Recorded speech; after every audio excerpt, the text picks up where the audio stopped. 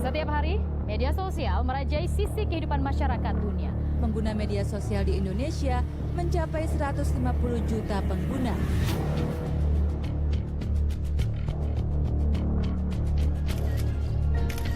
Pengguna media sosial yang berlebih dapat menyebabkan gangguan mental.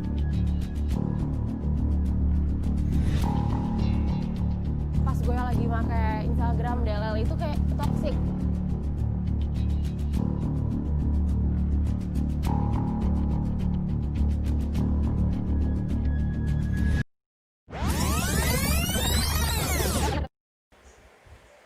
Teman-teman, seiring dengan berjalannya waktu, kita semua pasti menyadari adanya perubahan-perubahan kecil yang kian lama kian tampak antara satu masa dengan masa yang lainnya. Zaman ketika kita masih berumur 5 tahun tentunya berbeda dengan zaman ketika kita sudah berumur 17 tahun. Tentunya segala peristiwa dan momen-momen yang terjadi akan berbeda pada setiap zamannya. Momen-momen penting dan membahagiakan yang pernah terjadi selama hidup seseorang kerap kali dikenang dan diabadikan di setiap zaman. Orang-orang memiliki cara yang relatif sama dalam mengabadikan momen-momen tersebut, yaitu merekamnya dalam bentuk foto maupun video. Yang menjadi pembeda di setiap zamannya adalah bagaimana mereka menyimpan segala foto dan video tersebut. Pada saat kita kecil, ayah dan ibu kita hanya dapat menyimpan momen-momen berharga buah hatinya di dalam lembaran album ataupun di file galeri semata. Momen-momen berharga tersebut bisa berupa meraih juara 1 lomba mewarnai, mendapatkan peringkat 1 di kelas, jalan-jalan ke kebun binatang, potong kue dan tiup lilin saat ulang tahun pertama kalinya, dan momen mengesankan lainnya. Namun pada zaman sekarang, teknologi sudah berkembang pesat. Tak lagi hanya dapat menyimpan seluruh momen tersebut di dalam galeri saja, namun semua orang dapat mengunggah momen-momen indah tersebut ke media sosial. Sehingga tak lagi hanya satu keluarga yang dapat merasakan hangatnya momen-momen indah yang mereka alami, namun semua orang di seluruh penjuru dunia dapat turut melihat dan merasakan betapa hangatnya momen-momen tersebut. Cangkupan media sosial yang luas tentu memicu beberapa tanggapan dari penggunanya. Ada yang ikut senang, ada yang abai, bahkan tidak peduli, bahkan ada yang sampai iri dan berkecil hati. Adanya rasa kekurangan diri, mereka sampai membanding-bandingkan dengan orang lain. Mereka menganggap bahwa kaum-kaum yang membagikan momen indahnya di sosial media sama menjalani dengan kehidupannya di dunia nyata. Itu yang membuat mereka tidak percaya diri, karena selalu membanding-bandingkan kehidupan nyatanya dengan kehidupan orang lain yang hanya ditampak di dunia maya. Bagi sebagian orang, rasa ketidakpercayaan diri ini justru membangkitkan semangatnya dalam bekerja dan berusaha lebih keras agar bisa memiliki kehidupan yang lebih layak. Sebagaimana kehidupan orang-orang yang mereka lihat di media sosial. Dengan kata lain, media sosial dapat membawa perubahan positif pada kehidupannya. Akan tetapi, bagi sebagian orang lainnya, rasa ketidakpercayaan diri ini malah menimbulkan rasa gengsi, yang memang memicu mereka untuk memiliki kehidupan yang indah dan layak, namun dengan cara yang salah. Bahkan dalam beberapa kasus, ada orang yang rela untuk berhutang ke sana, kemari, hanya untuk apa? Hanya untuk terlihat keren di media sosial. Media sosial yang awalnya dirasa dapat menjadi wadah alternatif untuk mengabadikan momen-momen indah dalam waktu yang lama, berubah menjadi ajang pamer gengsi semata.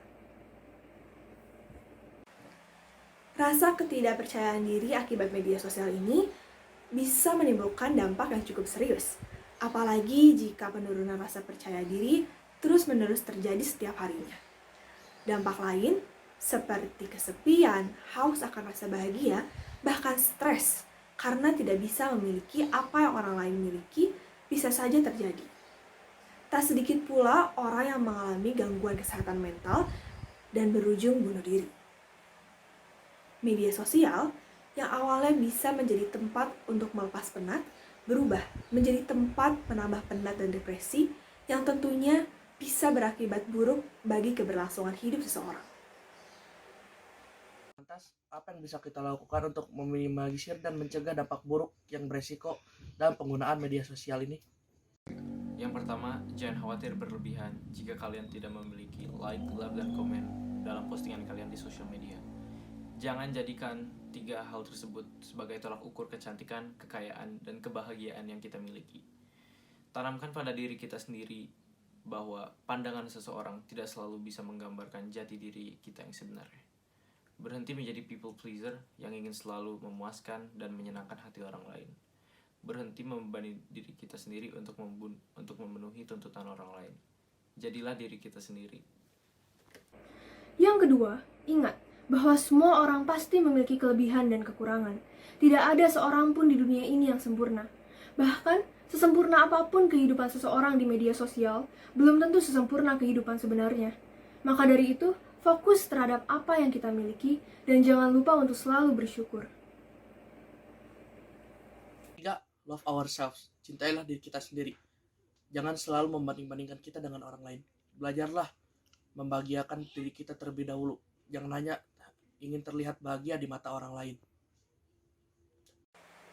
Yang paling terakhir dan yang paling penting adalah fokus pada cita-citamu.